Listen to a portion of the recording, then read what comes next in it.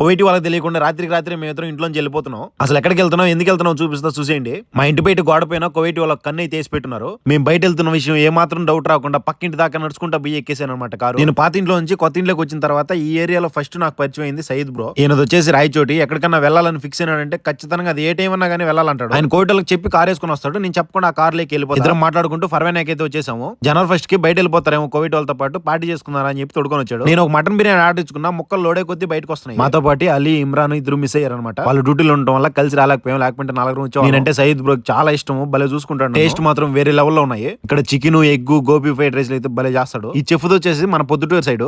మేము అక్కడికి వెళ్తే భలే చూసుకుంటాడు ఈ అన్న మమ్మల్ని. చికెన్ ఫ్రైడ్ రైస్ చూస్తా ఉంటే నోరు ఊరిపోతుంది. ఒక mutton biryani, ghee dosa and chicken pakoda full గా తిని చాయ్ తాగి ఇంటికి వచ్చేసాము. కోవిట్ వాళ్ళ తెలియకుండా రాత్రి 10, 11, 12 గంటలకు గడప తినేసి వచ్చిన రోజులు ఉన్నాయి. నేను వర్క్ చేసే ఇంటి దగ్గర నుంచి 4 వెళ్ళి అవుతుంది. రాయచోట్ సైడ్ మీరు ఏ ఊరు నుంచి మన వీడియోస్ వస్తున్నారో కామెంట్ చేస్తే కామెంట్ బాక్స్ పగిలిపోవాలి. ప్లీజ్ వీడియోకి లైక్ చేసి సబ్స్క్రైబ్ చేయండి. ఉంటా బాయ్.